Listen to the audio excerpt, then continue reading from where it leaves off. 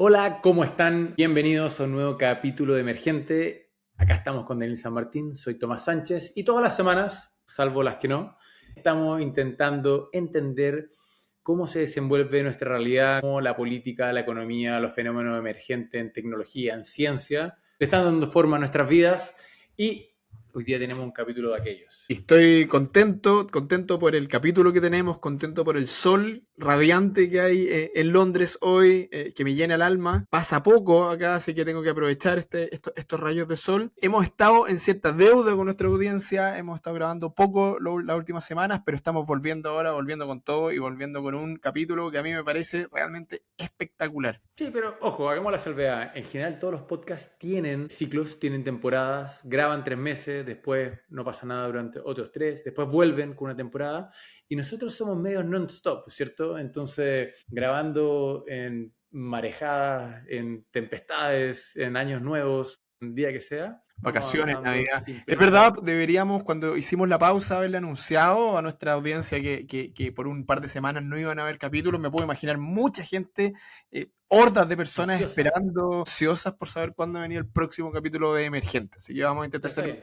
mejorar la comunicación. Bueno, hoy día vamos a conversar con Bárbara Ferrer. Ella está dedicada al mundo del foresight, una disciplina que no es muy conocida en Chile, que Daniel también trabaja en ella en Londres. Ella justamente trabaja en Reino Unido, tiene una experiencia muy buena en diferentes instituciones que tal vez no las van a conocer o no.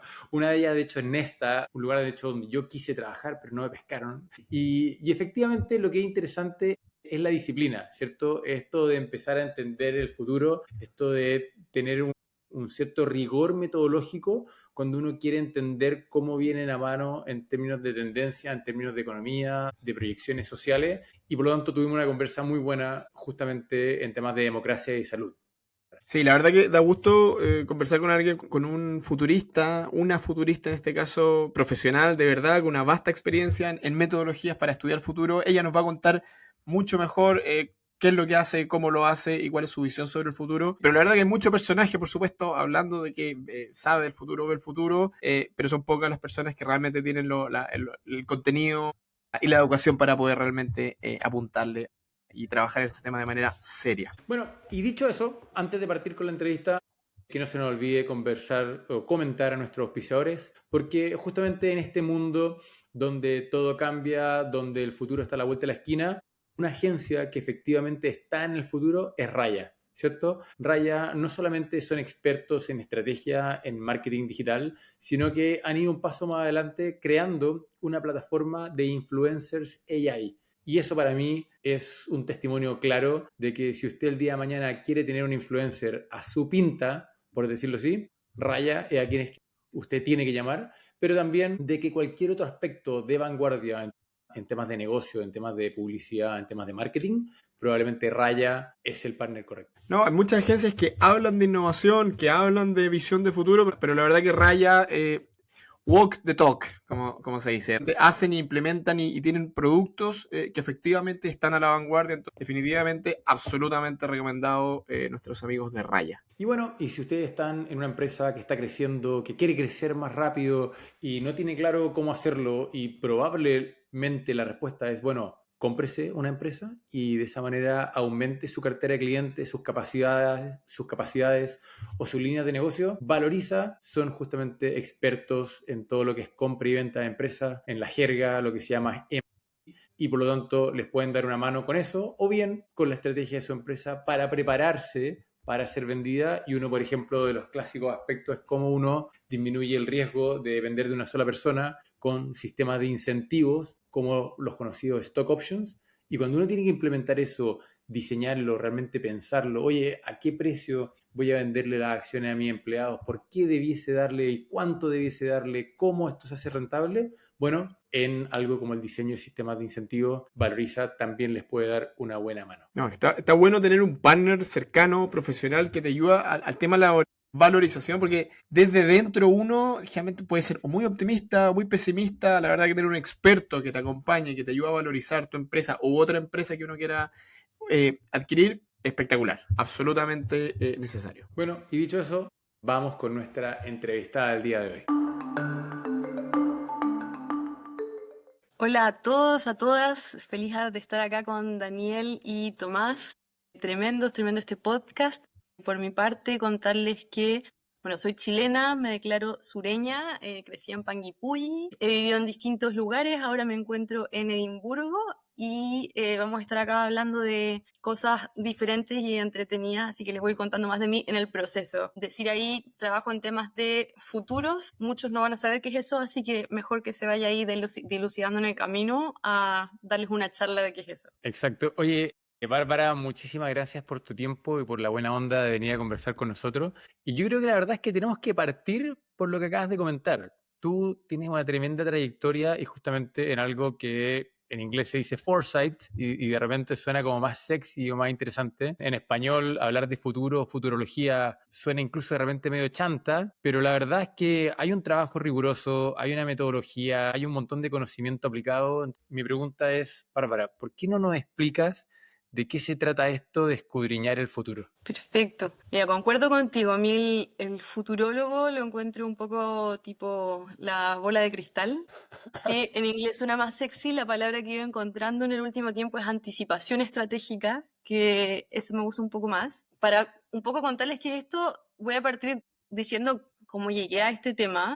Yo trabajaba en temas de estrategia corporativa y en ministerios en Chile, y cuando trabajábamos sentía que había una forma de hacer estrategia que era muy enfocada en el contexto organizacional y los análisis básicos de lo que está pasando muy cercano en ese contexto, la competencia directa, pero no algo más allá. Y en los tiempos que vivimos, que es una frase típica, mirando los cambios que han ido ocurriendo a nivel tecnológico, que son mucho más exponenciales que antes, los cambios se van viviendo más rápido, de cierta manera, hace los últimos 20 años. Entonces, bajo esa lógica, cada vez las organizaciones se ven impactadas por cosas que están fuera de su contexto común o su contexto más cercano. Y es ahí como, trabajando en estrategia, llegué a los temas de foresight. En un principio no los encontraba en Chile, entonces empecé a buscar en otros lados. Hay más desarrollo en Estados Unidos y en Europa. Y ahí llegué y voy a volver a la pregunta de qué es eso. Básicamente, cuando hablamos de futuro, desde lo que es el foresight, el futuro no existe.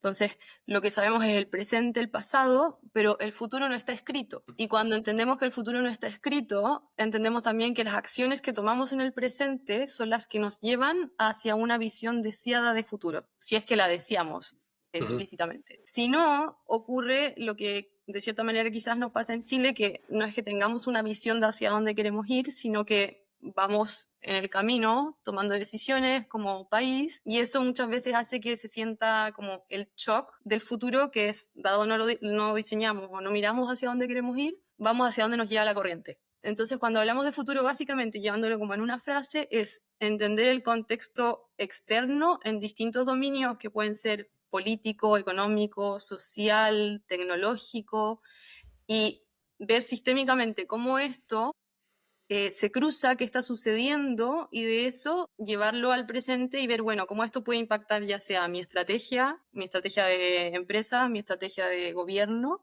y diseñar decisiones más informadas en el presente. Lo que estoy diciendo puede sonar como, bueno, ¿y quién hace esto? Esto lo hace el mundo público y privado, más en países desarrollados, por ejemplo, como un caso clásico o el que la lleva en esto es Finlandia. Ellos, después de una guerra que tuvieron, tipo como la guerra de Ucrania ahora, entre los 30 40, con Rusia, de hecho, empezaron a diseñar, bueno, cómo reconstruimos el país, se pusieron ciertos objetivos a futuro, dijeron, bueno, cuáles son los recursos que tenemos, cómo nos podemos posicionar, y empezaron a crear su estrategia y aplicar estas visiones de futuro hasta llegar a ser referentes en distintas temáticas en el presente. Y también hay empresas que hacen esto continuamente. En Alemania hay una corriente grande que lo viene aplicando, en Reino Unido también, y en Chile las que lo tienen son pocas, son más que nada las multinacionales. No sé si con eso respondo la pregunta, me fui un poco ahí, les dije Sí, muchas no, cosas. la verdad que es un tema gigante y es una de la gente, en verdad, pero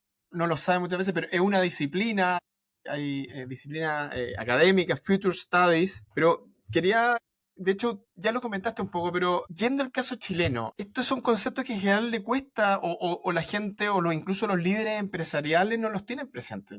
Siento yo, y quiero ver tu opinión, Bárbara, que hay una lógica muy del día a día o del año a año o de la planificación estratégica, de el próximo año tengo estos objetivos de negocio y después 3 años después ocurre algo que parece una sorpresa completa. ¿Cuán preparados estamos en Chile para pensar en el futuro?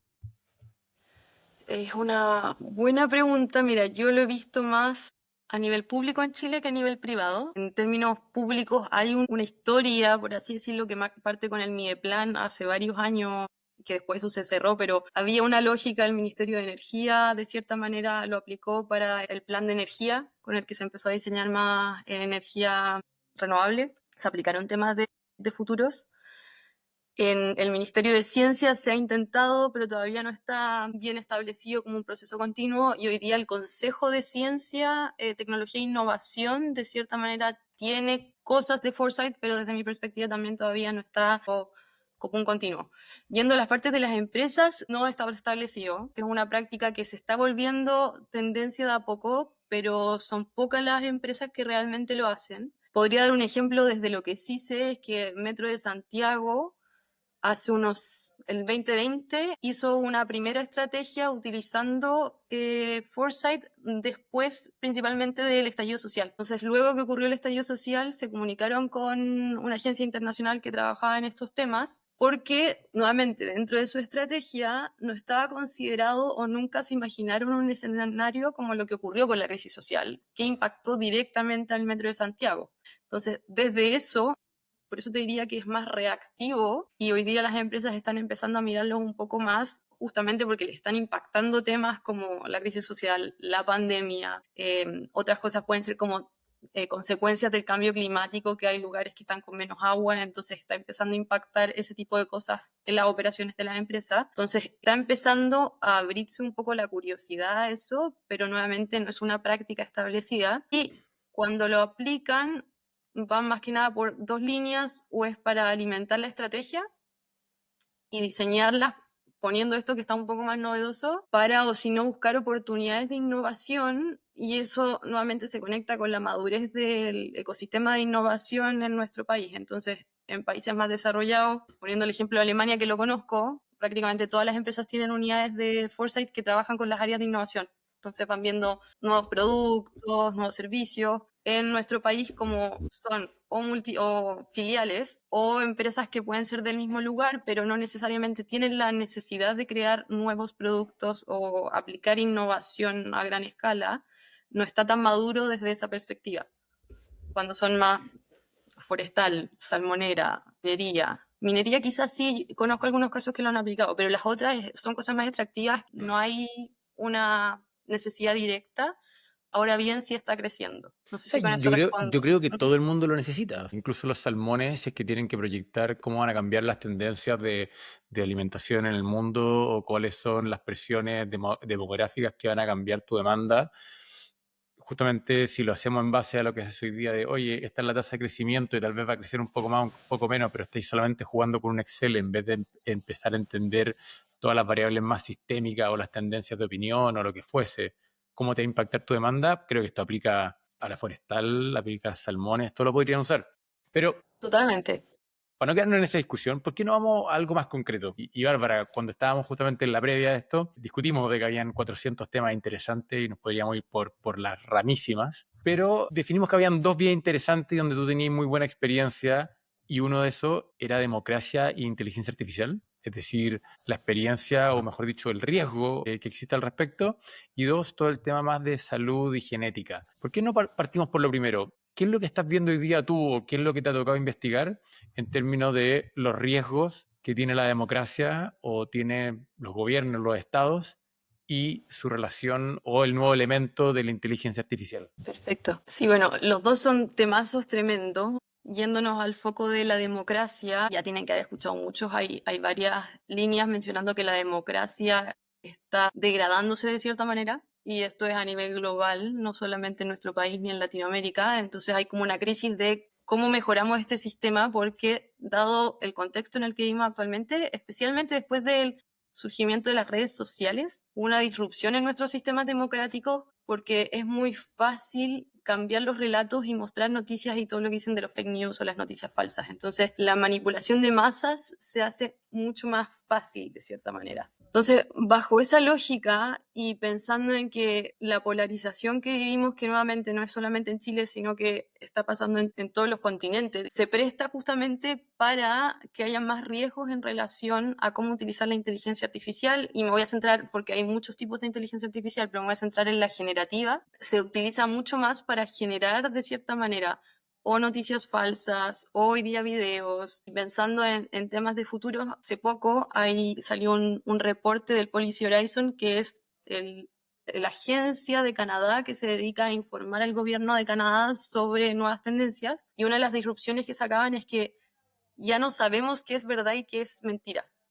Y eso es en todo orden de cosas. Dado hoy día podemos generar videos con inteligencia artificial utilizando, cualquiera tiene acceso a ChatGPT, Sora, pone un guión, crea un video y la capacidad y la visión de eso se ve totalmente normal. En el Parlamento, no estoy segura si en Chile, pero por ejemplo en el Parlamento Europeo aparecían como parlamentarios mostrando sus fotos desnudos, como esto lo están publicando sobre mí.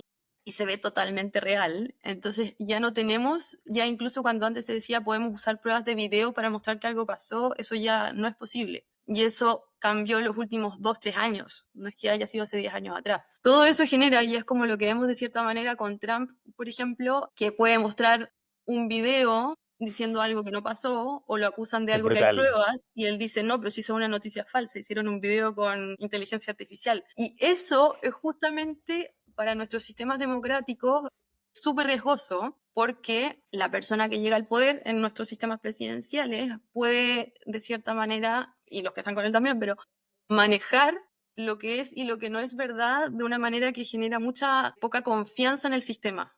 Y cuando los sistemas democráticos tienen distintas como pilares para que se sustenten, y uno grande es la confianza en las instituciones, que no haya corrupción y así como distintas cosas. Lo que les estoy diciendo y cómo se utilizan estos sistemas, básicamente debilitan los distintos pilares. Y ya hay casos, en el caso de China, que tiene un sistema de inteligencia artificial en modo de vigilancia para vigilar ciudadanos. Entonces eso se hace en ciertas zonas y todas las cámaras que tienen están interconectadas y pueden perfectamente reconocer con reconocimiento facial dónde está la persona, dónde se ha movilizado. Hay sistemas que se están ya vendiendo para países en África, cuales ya tienen sistemas no democráticos, sino autoritarios, los cuales contratan servicios de empresas, no estoy diciendo del gobierno, sino de empresas chinas, que tienen estos sistemas con reconocimiento facial y pueden de cierta manera también reconocer quiénes son disidentes, quiénes no.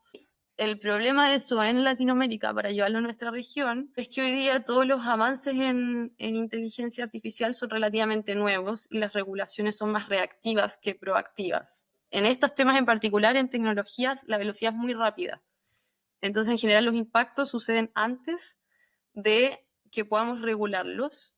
Y a pesar de que sí han salido políticas y ahora distintos países, Chile tiene, Brasil también, hay políticas de inteligencia artificial, no necesariamente hay regulaciones que resguarden de este tipo de situaciones. Y dado nuestras democracias tienen una historia como también de quiebres, hay mayores riesgos en nuestra región, como también en otras, África por sacarlo, pero para hablar de la nuestra, hay muchos riesgos de cómo se pueden utilizar estos sistemas para manipular y debilitar aún más nuestra democracia.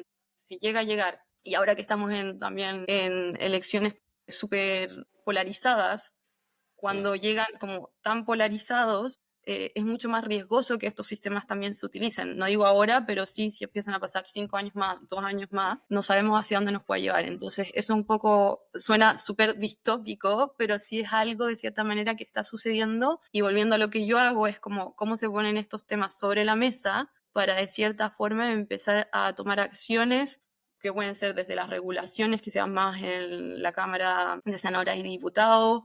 Está la Comisión de Futuros que trata de trabajar en estas temáticas también, pero también las organizaciones cómo ven cómo esto les puede impactar y cómo se desarrollan estrategias que son más resilientes y les permiten navegar estos cambios. ¿Soy solo yo? Daniel, no te escucho. Yo tampoco. Bueno, estaba bien. Ahora sí. Fascinante, Bárbara, lo que nos estás contando, y efectivamente esto va tan rápido que cuesta seguirle el paso, y solo quería como complementar el caso, los casos que tú contabas, que claro, están saliendo generaciones de video completamente realistas, y hace poco ya se logró, se bajó la latencia, y por lo tanto las llamadas telefónicas que hasta hace pocos meses uno lograba detectar que era AI simplemente porque contestaba muy lento, hace 3 o 4 meses se han producido avances tecnológicos, en particular chips LPU, que reemplazan a los GPU y que tienen latencia más baja, y que por lo tanto permiten que la respuesta, la inferencia del modelo sea suficientemente rápida.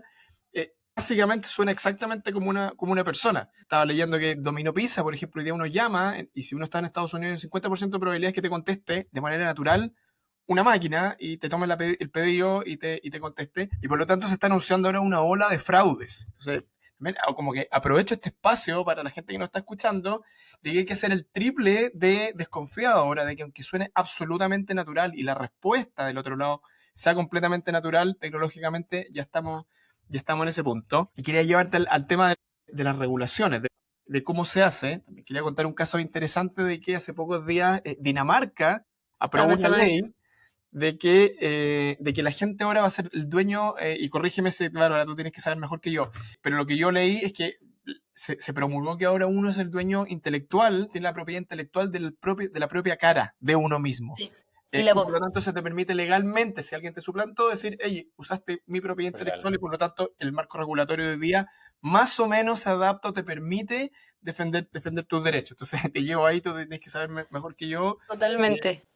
¿Cómo regulamos esto? ¿O cómo hacemos regulación? Claro, es un muy buen ejemplo, porque a propósito de lo que dices de los crímenes y conectándolo con la regulación, una persona que conozco que trabaja en esto en Estados Unidos había trabajado en su momento con el FBI viendo como cuál es el futuro del crimen. Entonces decía como tenemos que ver cuál es el futuro del crimen, porque ahí es también donde las cosas que tenemos que regular. Entonces, a propósito de lo que tú dices, hoy día sí justamente se usa la voz, se usa la cara, y de hecho yo no estoy segura en Chile, pero acá en Europa, porque tienen el GDPR, como esta regulación de datos, aparecía un aviso en Facebook: tienes hasta finales de mayo para borrar todo el contenido que no quieres que utilicemos en entrenar su sistema de inteligencia artificial que tiene Meta. Después de esa fecha, básicamente todos los que tenemos Facebook y todas las imágenes que estaban ahí entraron en el sistema de entrenamiento de Meta y están usando eso. Esto fue en mayo pasado. O sea, sí, mayo de este año. Ya, si yo subo una foto hoy día a Facebook,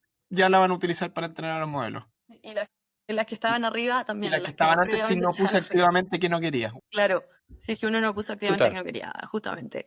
No y a propósito de las regulaciones, van un poco en las líneas editoriales, por así decirlo, de los países. Por ejemplo, Estados Unidos es muy abierto, y su forma de afrontarlo, que justamente me estaba leyendo un artículo antes de esto, es un poco como el proyecto Manhattan, el que se utilizó para la bomba nuclear, que es básicamente estamos como en una guerra fría de quién produce esto antes. Aquí no corren las reglas, vamos a toda velocidad y produzcan la inteligencia artificial general lo antes posible. Entonces ellos básicamente están diciendo que no necesitan copyrights, que no hay que tener derechos sobre eso, porque si no se retrasa la innovación. Y es un poco una visión tecno-optimista que se mueve desde Silicon Valley, que esta idea de que la tecnología nos va a salvar. Entonces no hay que regularla, porque si la tecnología y la innovación avanzan en esos temas, actualmente nos va a ayudar como humanidad a solucionar nuestros temas. Claro, pero hay un... adelante. No, disculpa, Bárbara. No, mi punto ahí es, bueno, ¿cuál es el balance razonable? Porque en el fondo creo que hay dos, no sé si es suficiente evidencia, pero uno ve hoy día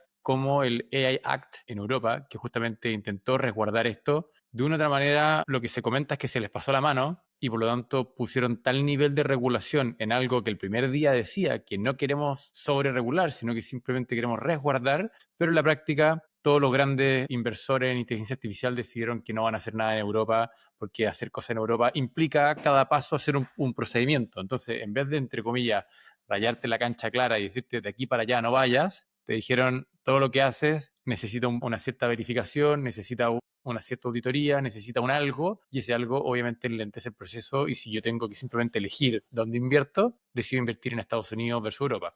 Y después la segunda derivada, en relación con lo mismo que tú estabas recién comentando, que esto es una guerra fría, y uno ve cómo China avanza y uno entiende que eso sí se va a transformar en una pieza importante de supremacía tecnológica, económica o política, uno también dice, bueno, está bien, tengo que resguardar los civil rights o lo que sea, pero al mismo tiempo también necesito hacerle frente a que si no voy a perder y el día de mañana voy a perder los mismos derechos, pero los voy a perder porque de alguna manera China me está oprimiendo. ¿O no? Geopolíticamente es un temazo en ese sentido a propósito de lo que mencionas y hay toda una parte de seguridad internacional que ahora se estudia como seguridad internacional en tecnología. A pesar de que Europa tiene muchas regulaciones, y estoy de acuerdo que eso se critica mucho desde la innovación que puede haber, es el que, a mi perspectiva, balancea un poco el mundo entre China y Estados Unidos y, por ejemplo, ciertos productos, ya llevándolo, por ejemplo, a lo que nosotros producimos, como cobre u otros productos, se ha ido avanzando en temas medioambientales y en regulaciones de ese tipo porque Europa igual lo exige, no así quizás Estados Unidos o China. Entonces, sí es un tema y tienen algo tremendo. Y a propósito de la otra temática que ibas a poner después como de salud e inteligencia artificial, ahora sí se habla harto de que el AI Act es muy general y como la inteligencia artificial se está metiendo en distintas dimensiones de la sociedad, básicamente necesitamos regulaciones que vayan siendo más específicas a temáticas, como, bueno, inteligencia artificial en salud, y no así algo tan general porque también van viendo como caso a caso. Sí, es muy mejorable. Efectivamente, todo este tipo de cosas retrasa y desde países como los nuestros, que dependemos también de las influencias de China, Estados Unidos principalmente, o Europa, sí hay algo de negociación que no es menor. Ahora bien, si uno mira también las oportunidades, si lo manejamos bien, también tenemos uno de los recursos que es el cobre, es de lo que más se necesita para todo el desarrollo de estas cosas y somos los mayores productores. Entonces, no es que tengamos el sartén por el mango en ningún caso, pero sí hay que ser estratégicos como también manejamos las oportunidades que tenemos frente a eso en estas negociaciones. Tomás, no sé si quieres, pero yo No, no, pasaría pasaría el exacto, tema yo quería pasar el tema al de... segundo gran tema que teníamos de menú para hoy día, que era el tema de inteligencia artificial y su relación con temas genéticos. Claro, Perfecto. y la pregunta ahí, Bárbara, ¿cuáles son los grandes riesgos? Voy a plantear una dicotomía básica que de hecho la planteaba Harari 5 o 6 años atrás, y es que básicamente decía la manipulación genética que hoy día se exponencializa gracias a la capacidad de modelar diferentes escenarios, diferentes proteínas y diferentes códigos genéticos. Es que uno dice, quienes tengan acceso a eso, de una u otra manera van a tener acceso a ser superhombres, y quienes no puedan pagarlo van a ser la humanidad normal. ¿Me fui muy lejos en mi primera pregunta o tenemos que recoger la caña un par de pasos antes? Voy a tomarla y ver si es que respondo a lo que estás esperando, pero voy a hablar sobre un caso en particular que me tocó ahora trabajar justamente con esta, que es la Agencia de Innovación Social en Reino Unido. Lo voy a llevar porque, claro, si uno piensa en los que lo puedan pagar, totalmente. Ahora bien, me llamó la atención cuando veo que se llama NHS en español, pero sería como nuestro sistema de FONASA en Chile y como la parte hospitalaria y la parte de que te asegura como el acceso a lo hospitalario, como la ISAPRE y las clínicas, FONASA y los hospitales. Ellos, por ejemplo, pusieron una visión que básicamente es lo que ocupa gran parte de la población acá, porque los sistemas privados son súper caros, entonces como que todos estuviéramos básicamente en FONASA. Y ellos lo que propusieron es que aquí a 10 años quieren que su sistema de salud, básicamente todos los niños recién nacidos, les hagan un estudio genético al nacer y empezar a meter sistemas de inteligencia artificial para producir medicina preventiva, que eso tiene que ver desde esa perspectiva de inteligencia artificial y genética predictiva. Entonces, pongo el caso que puede estar muy alejado de nuestro país, pero lo pongo un poco para tomar, no el que solamente algunos van a acceder, sino que desde la perspectiva que ellos tienen es que todos accedan. No como desde esa perspectiva que todos accedan, hay distintas cosas que ocurren ahí que podemos estar abordando la equidad o la justicia de que todos tengan acceso, pero no porque todos tengan acceso igual va a ser algo bueno. Entonces, uno es que tengan acceso, pero es cómo nos modela como sociedad el hecho de que tú al nacer te hacen un análisis genético y si cualquiera de nosotros tiene un hijo o hija o a nosotros mismos nos dicen, existe la probabilidad que en 10 años tengas cáncer. y tienes que empezar ahora a tomar las acciones preventivas de eso. Entonces hay un tema que es bien controversial en función cómo se usa esta información, porque lo que se busca y hacia dónde va la mezcla de inteligencia artificial y genética es a medicina predictiva y como de precisión, que básicamente es personalizada a cada uno. Lo que les estoy diciendo, ya existen startups que te ofrecen el servicio, que tú te haces lo típico de saliva, te sacas el ADN y te ofrecen por el celular, con herramientas, o sea, con los relojes, te Ya van soy haciendo cliente. seguimiento y te ofrecen básicamente come esto, no comas esto, duerme a esta hora, tenés que dormir tanto. Entonces, eso ya está ocurriendo y hay distintas cosas ahí. Primero, ¿quién ofrece el servicio y dónde se recuerdan estos datos? Por ejemplo, yo no sé con quién ustedes hicieron ese análisis genético, pero hay una empresa, no me acuerdo, creo que tenía un 4 for me o no me acuerdo exactamente el nombre, pero era de Estados Unidos basada. 23 for me. Exactamente, esa. Ya. Y lo que 23 and pasó, me se llama. esa, sí, exactamente. Quebraron y vendieron los datos. Uno también tenía un tiempo para poder decir, ya no quiero que mis datos se pasen, pero vendieron los datos a una farmacéutica. Y ahora la farmacéutica tiene acceso a toda la información de las distintas personas para básicamente hacen drogas, o sea, drogas, hacen remedios, vacunas más pesadas a distintos genotipos.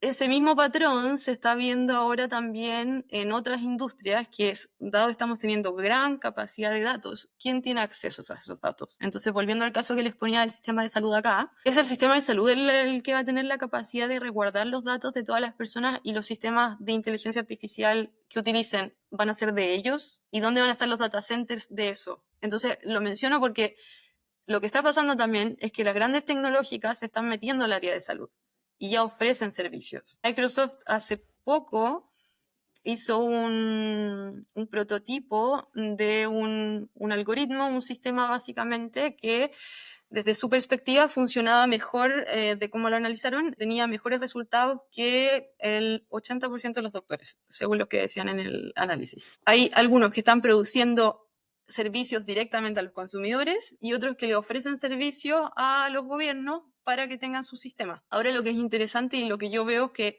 no es que vaya a suceder, sino es explorar, bueno, ¿qué pasa si esto sucede?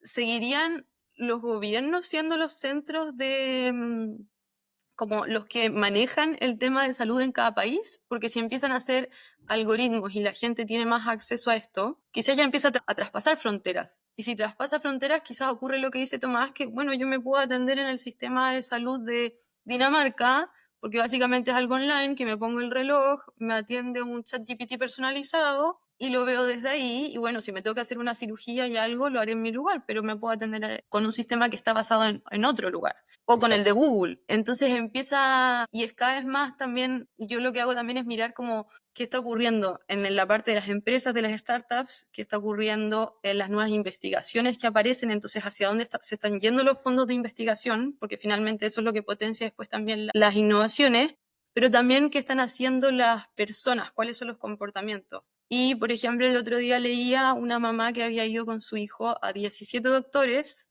llevaba 3 años, no había ningún diagnóstico, agarró todos los informes médicos, los metió a ChatGPT y le dijo cuál era la enfermedad que tenía el hijo y básicamente la pudieron tratar. Y eso ya está sucediendo y lo que está sucediendo también es que las personas, y quizás a ustedes les ha pasado, yo me he visto haciendo eso, que es como, tengo tal síntoma, a ver, ChatGPT, me duele eso, que puede ser, ya, quizás tengo esto. No, o incluso no voy al subir los doctor, exámenes. no llamo a nadie. ¿Cómo? Yo lo he hecho. Yo, en el fondo, no sé, me hice un par de exámenes, tengo que ir al doctor a revisarlos, pero antes de ir al doctor a revisarlos, le subo los 3 exámenes y le pido la opinión. Entonces uno llega donde el doctor a discutirle.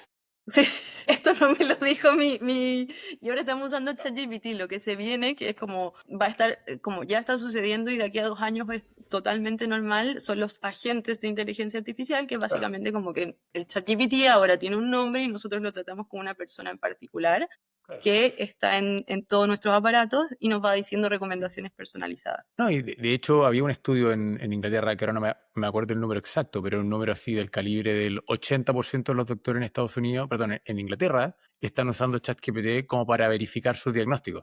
Y ellos mismos son los primeros en subir el examen de los pacientes, decirle qué te parece esto, y comillas pimponean, y así.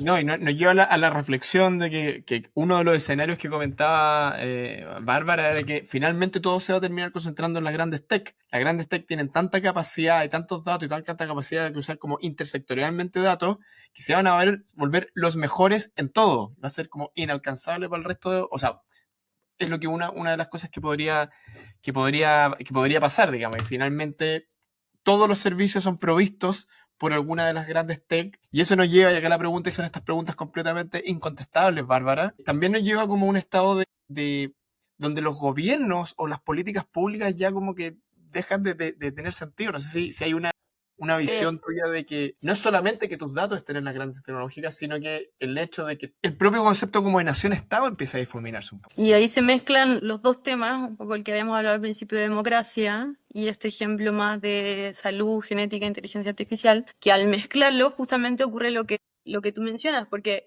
no es solamente los datos, sino uno la capacidad de analizar. Hoy día las grandes tecnológicas tienen un PIB más grande que, o sea, si uno mira la valoración que tienen es más grande que el PIB que en muchos países. El acceso a la información que tienen es mayor que los mismos gobiernos, o sea, muy probablemente todos los datos de las personas en Chile, grandes tecnológicas, si quisieran hacer un zoom a los ciudadanos chilenos, probablemente tienen más acceso y mucha más información que el gobierno mismo.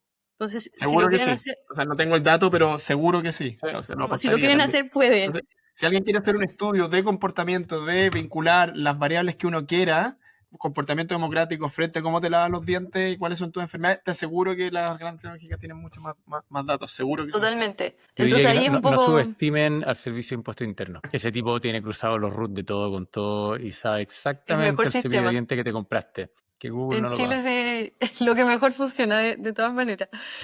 Claro, conectándolo un poco a propósito de lo que dices tú, como que trascienden naciones, ese es uno de los principales riesgos que de cierta manera ya sucede y, por ejemplo, es sabido que las redes sociales se utilizan para campañas políticas y subir de noticias falsas y ya todos lo sabemos y básicamente no es nada sorprendente.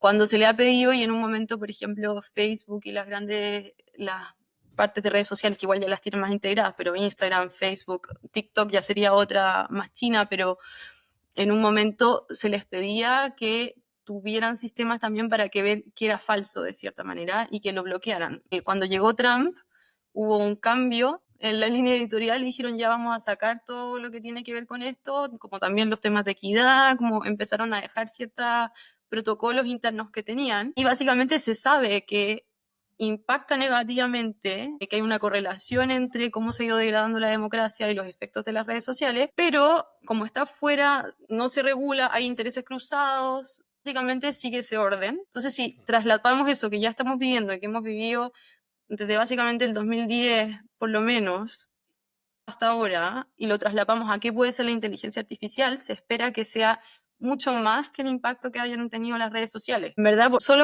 es de guata, ni siquiera que lo digo con una cifra, pero 5 por lo menos. Entonces, eso es algo que de cierta manera hay que dimensionar porque va a afectar a todos los gobiernos, a todos los ciudadanos, y a pesar de que sí tiene potenciales positivos muy grandes, por ejemplo, cuando hablábamos de la inteligencia artificial con salud, en China y en India sobre todo se ha prototipado porque hay muchas personas que no tienen acceso a la salud, hay una precariedad tremenda, y efectivamente estos sistemas sí pueden llegar a esas personas de una manera que los doctores humanos, por así decirlo, no pueden llegar porque no dan abasto. Entonces, pensándolo de esa perspectiva, sí, hay más acceso a la salud por personas que quizás no tienen un acceso. Entonces, con esto no quiero decir que sea algo negativo y que básicamente como hater, no se trata de eso, sino justamente ver cuáles son como en perspectiva, cuáles son las oportunidades, cuáles son los riesgos a lo que esto nos puede llevar y cómo tomamos desde el presente decisiones, sean regulaciones, estrategias que nos permiten aprovechar el máximo de las oportunidades y mitigar los riesgos que esto pueda tener. Pero si nos abrimos hacia decir, bueno, que esto solo suceda y nosotros nos adaptamos, de esa manera es muy probable que no sea beneficioso. Sí. Yo creo que sin duda hay un desafío, pero enorme en términos de cómo se regula. Yo creo que de una u otra manera lo que nos pasa hoy día es que tenemos una cultura legislativa, por decirlo de alguna manera, que sigue anclada en el paradigma de lo que la legislación podía hacer hace no sé cuántos años atrás, y de alguna manera era genérica, trataba de abarcarlo todo, daba 32.000 instrucciones y no era capaz de ser suficientemente precisa y rayar líneas como suficientemente claras, es decir, esto no se puede hacer, todo el resto hágalo, pero en el sentido de ser preciso y entender dónde se puede hacer enforcement y dónde simplemente estáis contando tus buenas intenciones de que te gustaría que esto pasara, pero en verdad no puedes hacerlo, no tienes la capacidad ni de supervisarlo ni de hacer de que pase. Y yo creo que ahí estamos de alguna manera como medio fuera de juego, porque nuestros legisladores no entienden este mundo y no entienden lo que realmente se puede hacer. De hecho, en el caso de lo que comentabais de Facebook, hay un hecho brutal que normalmente no se conversa, pero todos los esfuerzos de Facebook van en el idioma inglés. Es decir, el 80 o el 90% del presupuesto que Facebook se gasta en resguardar de alguna manera la salubridad del contenido es en inglés.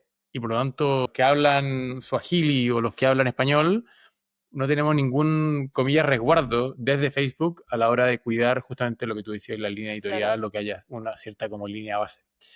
Oye, Bárbara, la verdad es que en esto nos podríamos extender durante horas. Con Daniel nos encanta este tema y te podríamos hacer 32.000 preguntas, pero en respeto a nuestra audiencia, tratamos de que los podcasts no sean eternos. ¿Algo que se te haya quedado en el tintero que quieras comentar antes de que cerremos? Así como después de todo el escenario tipo distópico, Un algo destilado, que siempre ¿cuál me... es? Claro, no, mira, siempre me gusta reforzar esto de que el futuro no existe, porque básicamente cuando les cuento todas estas cosas es un poco para movilizar de que nosotros podemos tomar acciones en el presente y todos tenemos cierto nivel de influencia. Y eso justamente el tema de anticipación. El futuro no es lo que nos están diciendo ni de Silicon Valley ni las grandes tecnológicas, esa es una opción de futuro.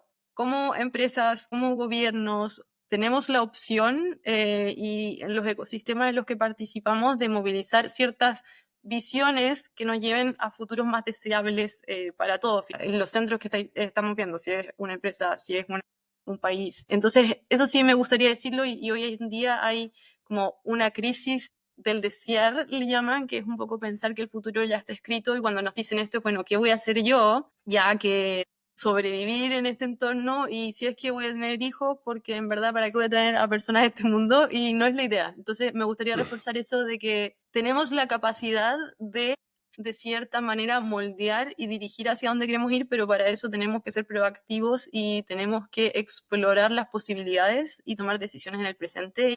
Y con estos temas en particular sí es un poco urgente.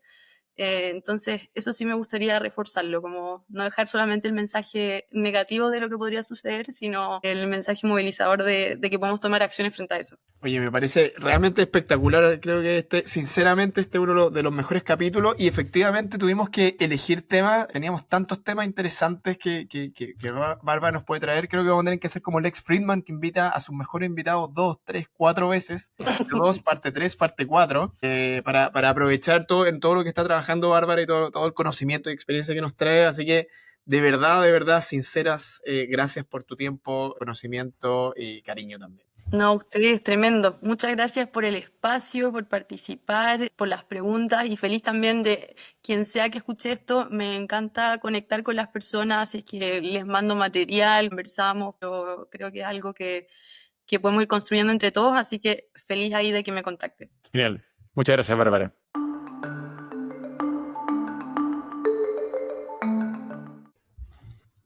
Bueno, nada que decir. La verdad es que podríamos haber estado conversando días con Bárbara. Bien interesante la conversa.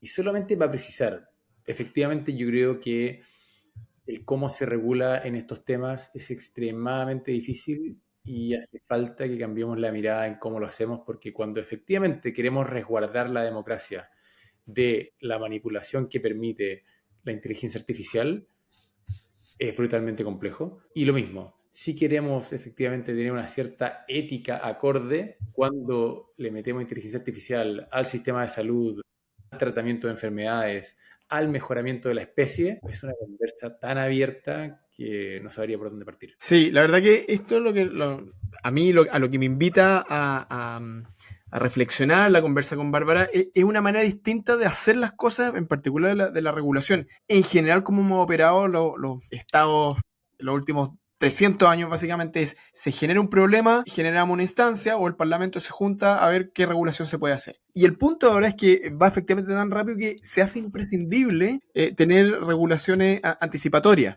Es decir, tienes que tener la discusión antes de que el problema te explote en la cara. Y es una manera distinta fundamentalmente de hacer las cosas y que nos estamos dando cuenta, de hecho, parte de un poco la misión de este podcast es impulsar o invitar a que esa es la manera de hacer las cosas. Imaginar futuros posibles, hacer planes de acción in advance, por adelantado y por lo tanto ir ganándole al futuro, y creemos que esa es una manera de ver la regulación que es imprescindible.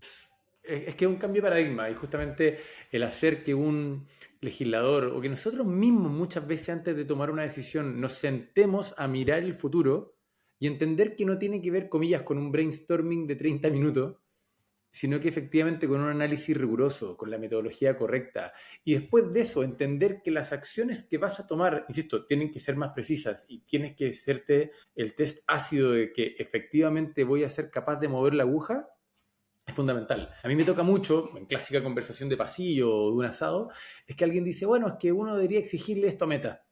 Y uno dice, bueno, pero tú como el gobierno de Chile, ¿puedes exigirle algo a alguien? Necesitas, si te acuerdas de, de Uruguay, que hizo una serie de exigencias de la industria de la música, y Spotify al día siguiente dijo, bueno, no voy a estar más en Uruguay, no pasa nada. Entonces, no estoy diciendo que nos quedemos de brazos cruzados y nos resignemos a que ciertos gobiernos de países pequeños no tienen ninguna posibilidad de hacer nada frente a las grandes tecnológicas. Pero lo que se puede hacer tiene que ser inteligente y no tiene que ser voluntarista. Y tiene que ser preciso para que tampoco te pase lo de la Unión Europea, que termina siendo una tremenda majamama de legislación, que se demoraron 5 años en hacerla, para lanzarla, y lo único que hace es dejar a la Unión Europea detrás en términos de desarrollo de AI, termina afectando negativamente su economía y su progreso. Entonces, por tratar de tener buena AI, lo que terminaron teniendo es no tener AI, ¿cierto? Sí. Entonces, es medio paradojal, pero de nuevo, No, es que parte de la realidad. yo creo que uno de los beneficios de aplicar foresight, de aplicar pensamiento sistemático de futuro, es efectivamente como pararte en esa delgada línea de equilibrio. Por un lado, no ser voluntarista, es decir, me gustaría que esto pasara y algo que es completamente opuesto a las tendencias y hacia dónde estamos yendo. Pero por otro lado, también pensar, y a mí me gustó mucho que Bárbara comenzara como futurista su argumento diciendo el futuro no existe. Es decir, que no tenemos ningún control y por lo tanto el foresight y una buena práctica de futuros, lo que te permite es precisamente caminar en esa cornisa entre proyectar futuros que son posibles y no depender y que no te lleve la corriente. Y por lo tanto, creo y creemos que eso es un tremendo valor. Exactamente. Queridos, muchas gracias por su tiempo, gracias por escucharnos, gracias por recomendarnos. Muchas gracias porque la verdad es que este podcast es para ustedes y la verdad es que a nosotros no... Nada, hacemos todo por ustedes para que valga la pena esta conversación y para que podamos tener una buena reflexión sobre estos temas que son importantes, que le están dando forma a nuestra realidad. Muchas gracias. Muchas gracias. Chao, chao.